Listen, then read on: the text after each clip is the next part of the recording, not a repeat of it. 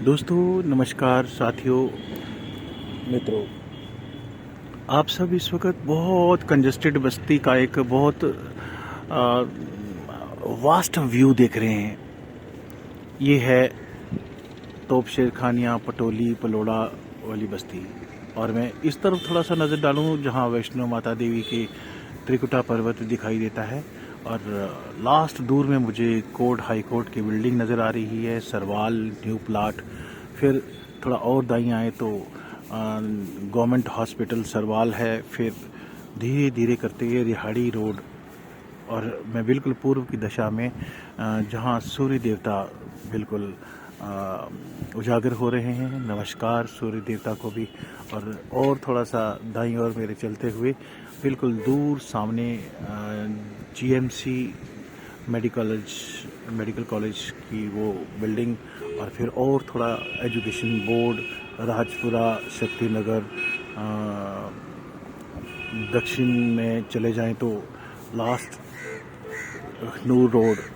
और ये सारा मेरे चारों तरफ, इस तरफ नीचे सुभाष नगर रोड। और मैं जहाँ से ये सारे चित्रण आपको दिखा पा रहा हूँ, तो ये सारा मेरे अपने घर से छत से ऊपर का दृश्य है। ये अभी सोलर पैनल जो है बिल्कुल हमारे टॉप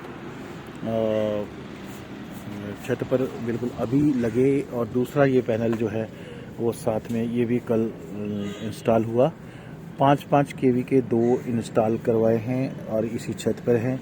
छत मारी जाती है बल्कि बिल्कुल, लेकिन ये कि काफ़ी सारे लाभ भी होते हैं अगर हम बिजली ऊर्जा की बात करें तो। ये साथ में हमारे कज़न्स का घर है और दयाल हाउस की ऊपर की बिल्डिंग। और ये सारी चीज़ें जो आपको दिखाने का मेरा मकसद है कि हम इस पूरे इस जंगल बस्ती में रह रहे हैं।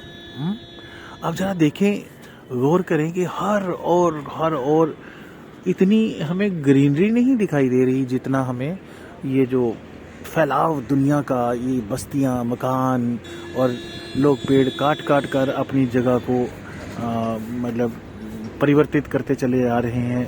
लालसाएं भी हो सकती हैं, ज़रूरतें तो होती ही हैं, लेकिन ना चाहते हुए भी हम सब लोग जो है वो कितना डेवलप कर लेते हैं। इतनी डेवलपमेंट जो कंस्ट्रक्शन को लेकर मॉडर्नाइज इस समय के अनुसार अगर हम चलें तो होड़ सी लगी हुई है जैसे इंसान के अंदर कि बस मैं उससे बेहतर कैसे बन जाऊं, चाहे वो आर्थिक एक संपन्नता की बात आए या हम यूँ कह लें कि फिर ये बूटी राम जी हैं सफाई करते हुए। मैं अपने टॉप से नीचे वाले फ्लोर पे पहुंचा हूँ और वहाँ से आपको ये दृश्य मेरे अपने रोड का जो दिखाई दे रहा है, इसको आपको दिखा पा रहा हूँ।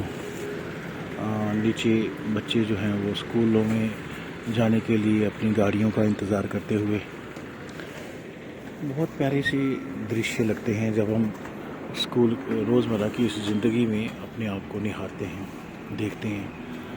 कभी हम आंकलन करते हैं, एनालिसिस करते हैं कि हम आखिर ये रोज़मर्रा की ज़िंदगी में सुबह से शाम हम किए जा रहे हैं, इसका आखिर कोई तो मकसद होगा। क्या हम उस उद्देश्य को जानते हैं कि जब हम ये मानव जीवन प्राप्त करके, ये सब मेरे आगे पीछे सामने आप ये जो दृश्य देख रहे हैं, ये इकट्ठा किए जा रहा है इंसान बस अपनी दौलत, अपनी प्रॉपर्टीज़, अपने पता नहीं बस इकट्ठा करने के ऊपर।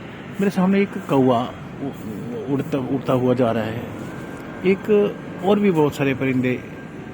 क्या ये परिंदे कुछ इकट्ठा करते हैं अपने लिए? आशियाना तो ये भी बनाते हैं अपना सर ढकने के लिए, रात को कहीं घोंसला तो इन्हें भी चाहिए।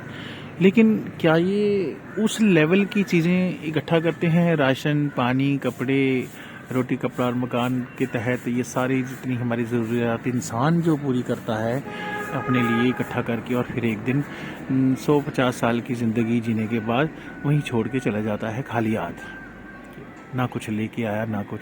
बहुत सारे गीत बने हैं इसके ऊपर, बहुत सारे संतों महात्माओं ने बहुत सारी प्रेरणादायक बातें कही हैं।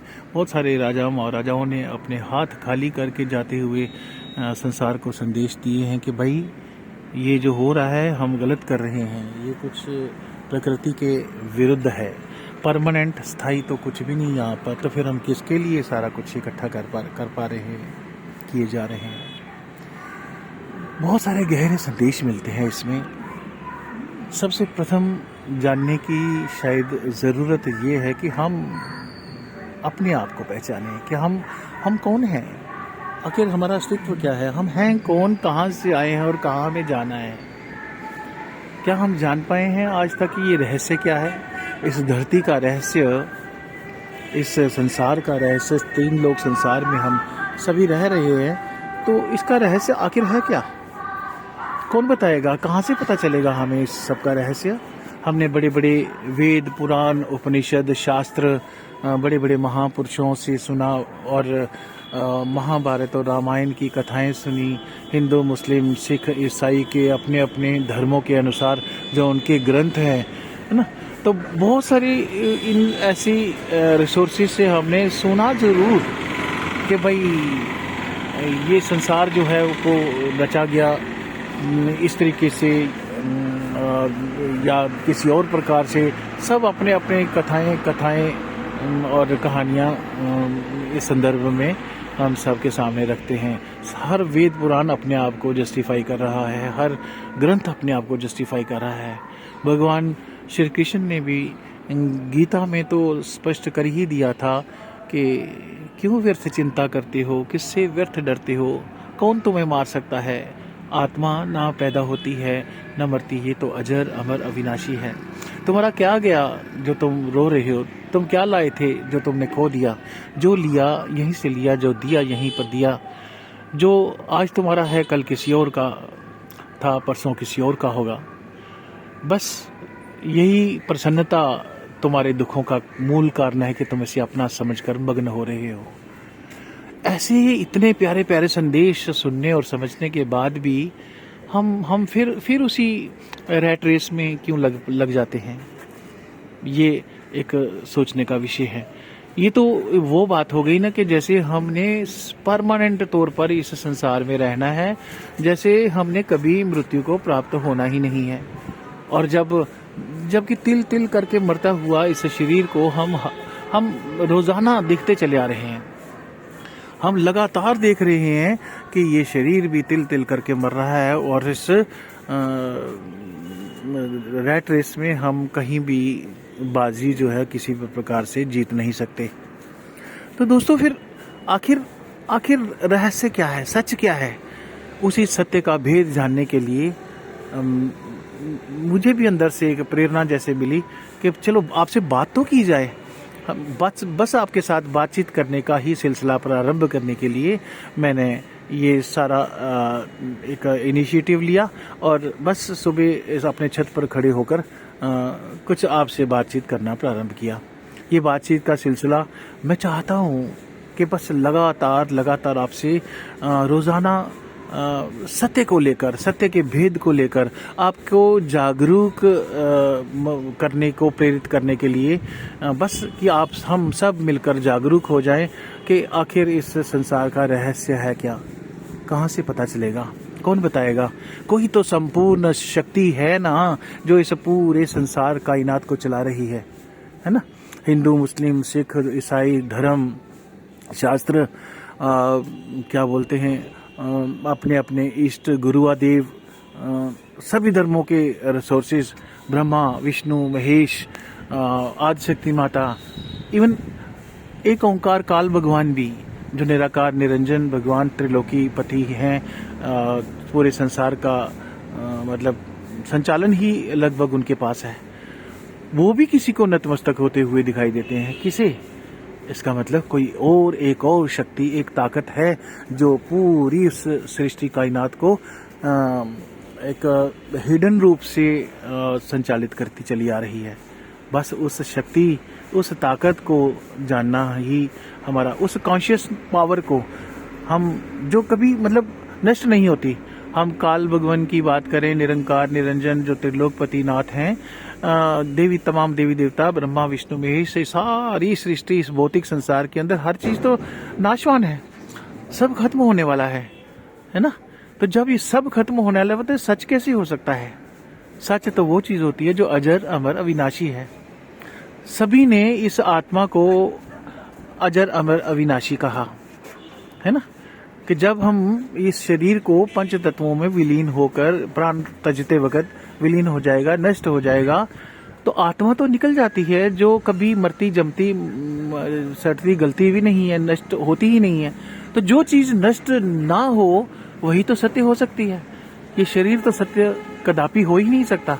ये संसार, ये त्रिलोकी, पूरा संसार, ये भी तो प्रलयों के बाद ये भी तो नष्ट होते हैं, ये भी तो नाशवान, दोबारा सृष्टियां जन्मती पनपती हैं फिर मिटती हैं। तो जो मिट जाए वो सत्य हो ही नहीं सकता, और जो ना मिटता है उसे हम अजर अमर अविनाशी और सत्य कहते हैं। और आत्मा सत्य है, और उस आत्मा का सोर्स, जो केंद्र जहाँ से ये आत्मा आई है, वही सुप्रीम कॉन्शियसनेस, जो वो पावर, जो सत्ता, जो ताकत, वो पूरे संसार के सारे इस निजाम को हिडन रूप से बस वाच कर रही है, चला रही है। निरंकार निरंजन भगवान की मदद से, आज शक्ति देवी देवताओं, ब्रह्मा विष्णु महेश और तमाम इस पूरे निजाम के माध्यम से। तो तथ्य ये निकला कि हम सत्य का भेद जाने, सत्य के भेद जानने के लिए हम लगातार आपके रूबरू होते रहेंगे।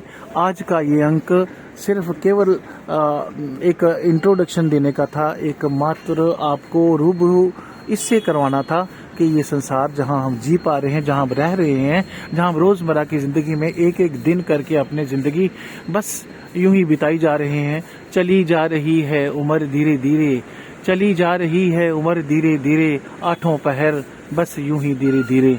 तो ये पता ही नहीं चल रहा कि हमारा एक एक पल हमारी जिंदगी को कैसे खाया जा रहा है। और अंततः एक वक्त ऐसा आ जाएगा जब हम बिल्कुल अपने प्राण तज के न जाने किस अंतहीन सफर की ओर चले जाएंगे। और वो सफर क्या है, मृत्यु के बाद का सत्य क्या है, हम आए कहाँ से थे, हम आत्म रूप में अगर अपने आप को जाने तो हम आत्मा अजर अमर अविनाशी हैं। कहाँ से हम आए थे और कहाँ हमें जाना है, बस इस तथ्य को, इस भेद को जानने के लिए हमें किसी एक ऐसे मेंटोर, किसी ऐसे मार्गदर्शक की जरूरत होती है। और हमने पिछले कुछ समय, जो पिछले 10-12 साल हुए, हम बड़े भाग्यवान हैं कि हम एक ऐसी ताकत के साथ जुड़ पाए। हम एक बहुत अपने आप को भाग्यशाली मानते हैं कि हम एक ऐसी पूर्ण शक्ति, पूर्ण संत, जो सुप्रीम कॉन्शियसनेस, हमारे आत्मा के पिता सत्य पुरुष साहिब जी हैं। और उन साहिब जी के माध्यम से कोई एक संपूर्ण संत हर वक्त संसार में भेजा जाता है। हालांकि बहुत सारे अरसे और बहुत गैप के बाद भी संत आया करते हैं। हमें ज़रूरत है तो ऐसे किसी संपूर्ण संत को तलाशने की, जिनसे हम ये जान पाएं कि ये सारे सत्य का भेद है क्या। तो अगले अंक में हम फिर से इस सत्य के भेद के ऊपर आगे कुछ और चर्चाएं करेंगे। तब तक के लिए आपसे विदा लेने का भी वक्त आया, तो इजाज़त दीजिए। सतगुरु सतनाम। नमस्कार, प्रणाम, सत श्री अकाल, आदाब, सभी को राम राम।